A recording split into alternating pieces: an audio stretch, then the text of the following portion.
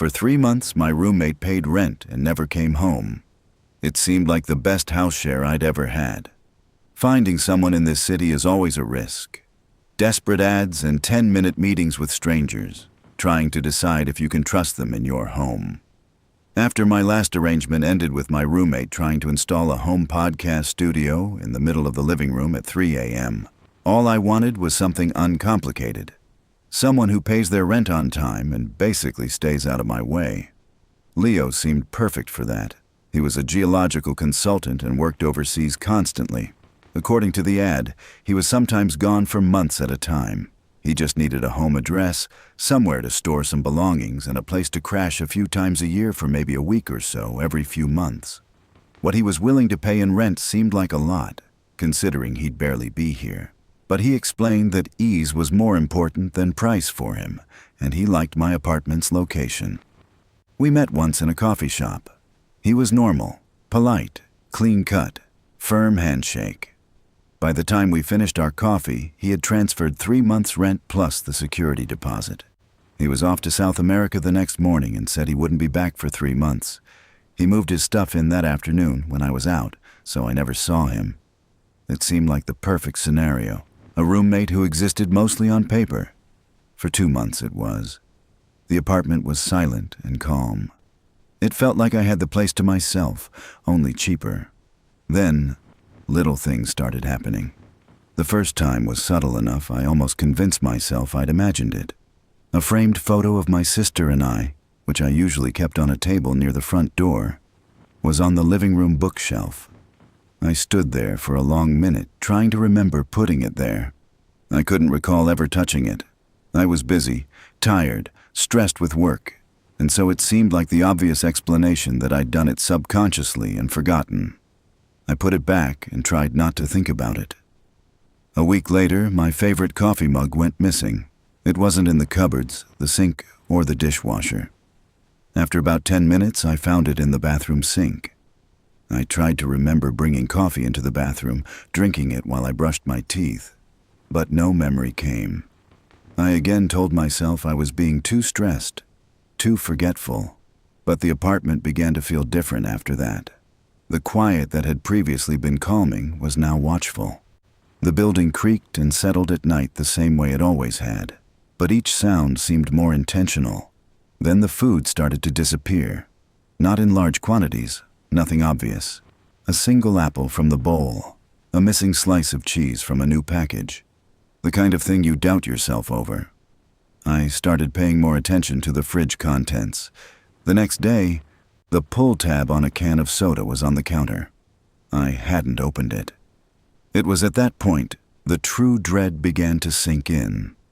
Leo's door at the end of the hall remained shut. He had now been gone for almost 3 months. We'd only corresponded via email twice, once for the rent confirmation and once because I asked him how the project was going. Indefinite. Project extended. Hope all is well. One evening when I came home, I noticed a smell. Faint, but definitely there. Earthy, metallic, slightly damp. It was wrong. The smell seemed to come from Leo's room. I sniffed closer to his door. Was something forgotten inside? Spilled when he left? But it didn't smell like any specific thing I could think of. That night I woke up to a soft scraping sound from the hall. I sat bolt upright, straining to hear. I watched the crack of light under my door, expecting a shadow to pass. No shadow came.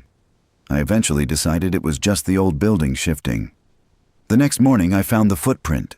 It was on the kitchen tile, just a few feet from Leo's door.